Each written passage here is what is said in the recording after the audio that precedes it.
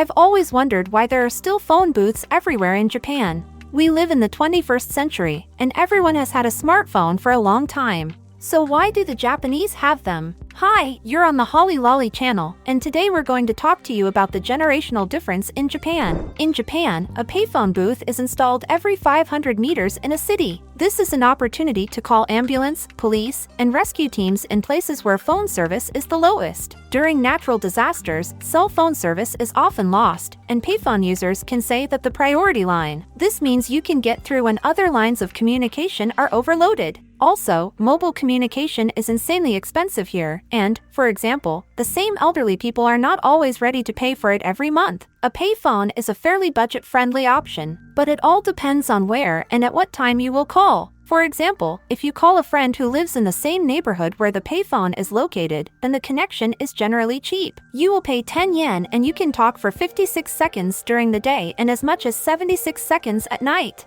But if you call 100 kilometers away, for the same money you can talk for only 10 seconds during the day and only 17 seconds at night. In the Showa era, the only option to contact each other was a payphone, and many elderly people still use it to contact their closest loved ones on a regular basis. In Japan, the beginning of a new era is associated with the accession of a new emperor to the throne. When the emperor dies or leaves, it means the end of the old era and the beginning of a new era. At the moment in Japan, 3 generations of Japanese are distinguished. The last era began recently, in 2019.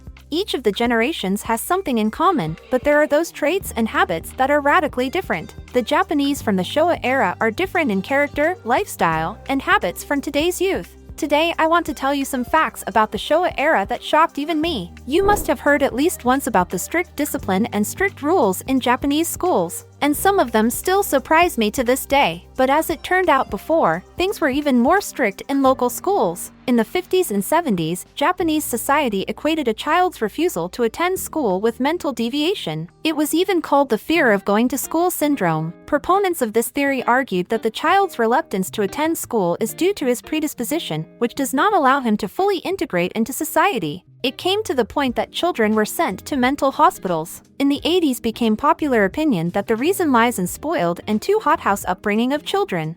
And parents were blamed for this, of course, and it was suggested that parents should raise their children more harshly, even with corporal punishment. Corporal punishment of a child used to be quite common in Japanese schools. School children were punished with slaps, they were hit with bamboo sticks on the legs and even on the head. Well, of course, no one beat children to a pulp, but still it does not justify such a harsh attitude of teachers towards children. Times used to be quite harsh. Parents, in their turn, were sympathetic to such punishments, and they said that the child deserved it. Either you need to study better, or you behaved in a rather naughty way, since you deserved such punishment. In the 70s and 80s, such cases were statistically critically high. All because parents themselves went through corporal punishment and believed that this is how it should be in school in principle. In 1981, more than 10,000 cases of school violence were recorded. Of course, nowadays there is no such thing and no one allows himself to raise his hand on a child during the educational process, otherwise such a teacher will be arrested and further punished. In those days, there was a Japanese youth subculture of hooligans. They called themselves Yankee. The subculture was popular among high school students and young guys.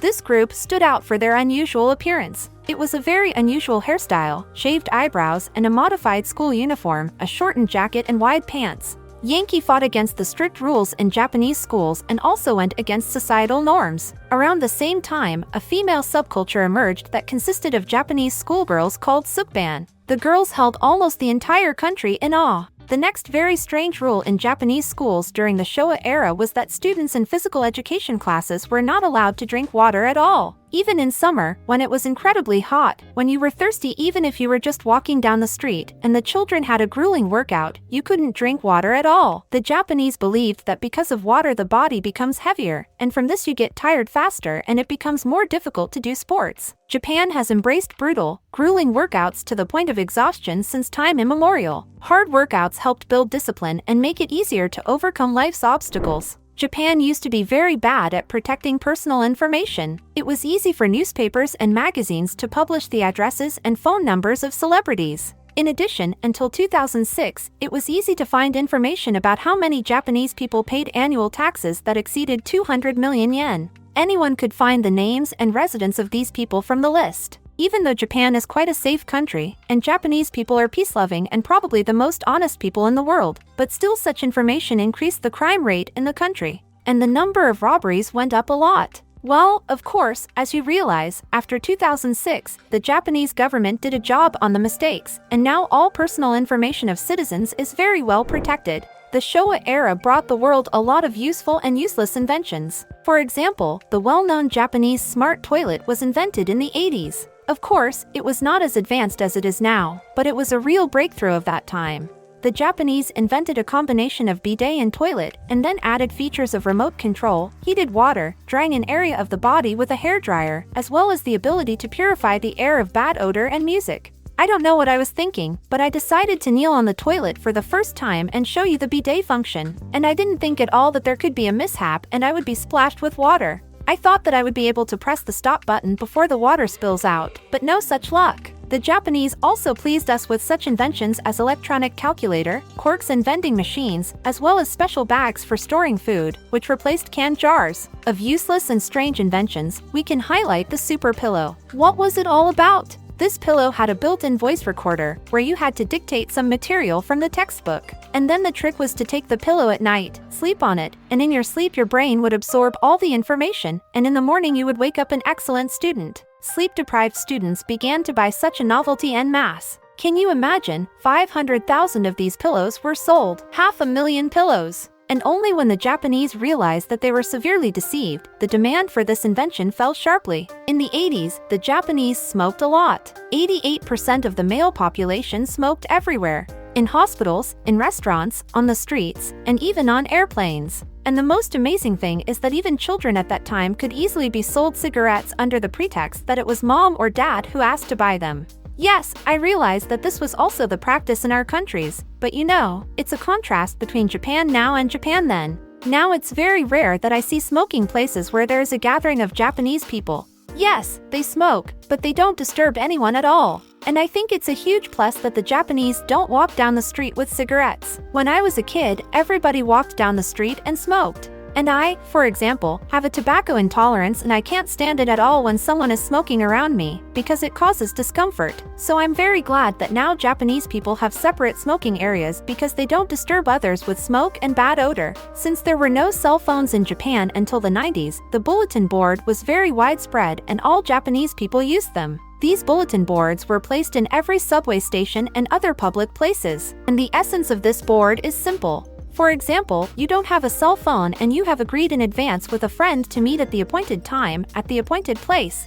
You arrive at the meeting place early, and in order not to wait for your friend in the appointed place for a long time, you can leave your message on the information board. For example, the name of your friend and that you are waiting for him at the park that is nearby. Roughly speaking, this is such an analog of messaging. You can send a message, only it won't come to your friend's cell phone, but your friend will come and read it and know where to find you. Japan has a very sad birth rate, because the younger generation is increasingly choosing the path of self-development, self-realization rather than starting a family, much less having children. Everything used to be different. Girls were taught from childhood that she should grow up and become a good wife and a good hostess, and a boy was told how important it was to study well so that he could earn money in the future and to be able to support his family, and there were simply no other options. The girls did not even think about not marrying or having children. This was their goal in life, and the man was thinking and choosing, scrolling through different ways of how he could earn money to support his family. In the past, the love of Japanese families went to the background, and the most popular type of marriage was omiai. It is an arranged, mutually beneficial union.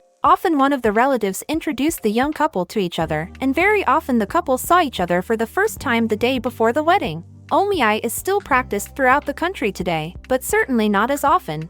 During the Showa era, there was a significantly increased birth rate. In the 40s, 2,500,000 babies were consistently born, and in 1949, the statistics broke all records. Almost 2,700,000 babies were born then. By comparison, in 2022, 772,000 babies were born and 1,570,000 people died. A few years ago, a social survey was conducted in many countries around the world. The point was to ask a schoolchild whether he or she considered himself or herself a valuable member of society. In Japan, only 45% of children responded positively, which is critically low compared to other countries. Japan continues to create incredible technologies and surprises the whole world with its inventions. Here every year they build simply cosmic skyscrapers, all new unique establishments are opened. But locals are getting more and more stressed, they are becoming more withdrawn and they devalue their work and themselves. Analysis has shown that the Japanese are experiencing high levels of stress and believe that they are less happy, less healthy, and less able to control their own lives.